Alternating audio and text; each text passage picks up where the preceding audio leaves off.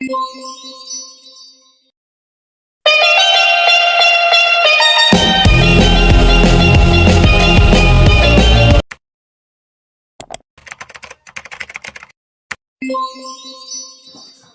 itu biosolar B30? Biosolar B30 adalah jenis bahan bakar yang terbuat dari campuran biodiesel dan solar atau diesel minyak bumi. Campuran ini terdiri dari 30% biodiesel dan 70% solar. Biodiesel dalam biosolar B30 umumnya berasal dari bahan baku nabati seperti minyak kelapa sawit, jarak pagar, atau kedelai. Penggunaan biosolar B30 bertujuan untuk mengurangi emisi gas rumah kaca dan mengurangi ketergantungan pada bahan bakar fosil. Bagaimana biosolar B30 dibuat? Biosolar B30 dibuat melalui proses pencampuran biodiesel dengan solar, diesel minyak bumi. Dalam perbandingan 30:70, berikut adalah langkah-langkah umum dalam pembuatan biosolar B30. 1. Persiapan bahan baku. Bahan baku yang umum digunakan untuk pembuatan biodiesel adalah minyak kelapa sawit, jarak pagar, atau kedelai. Bahan baku ini akan diolah menjadi biodiesel melalui reaksi kimia. 2. Produksi biodiesel. Bahan baku nabati diproses melalui reaksi kimia yang disebut transesterifikasi. Proses ini melibatkan penggantian gugus ester pada minyak nabati dengan gugus alkil dari alkohol, seperti metanol atau etanol. Hasilnya adalah biodiesel. 3.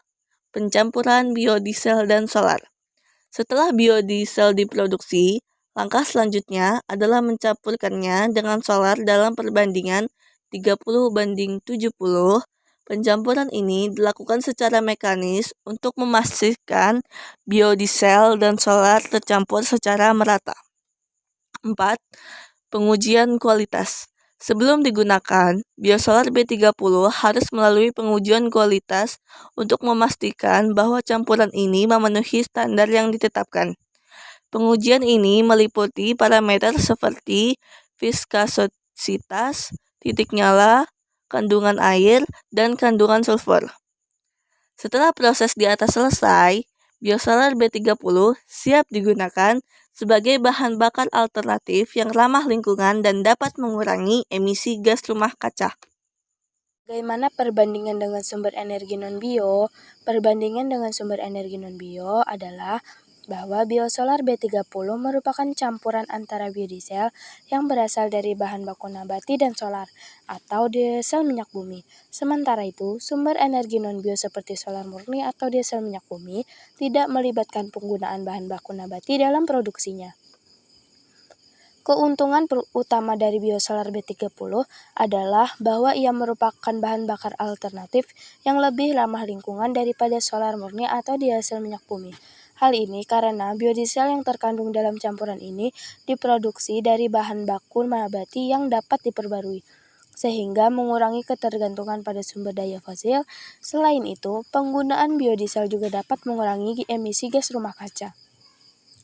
Namun, perlu diingat bahwa biosolar B30 masih mengandung sebagian besar solar atau diesel minyak bumi, sehingga masih memiliki dampak lingkungan yang lebih besar daripada sumber energi non-bio yang sepenuhnya terbuat dari energi terbarukan, seperti listrik dari tenaga surya atau angin. Meskipun demikian, penggunaan biosolar B30 masih dianggap sebagai langkah ke arah yang lebih berkelanjutan dalam penggunaan bahan bakar. Apakah biosolar B30 mendukung prinsip kimia hijau?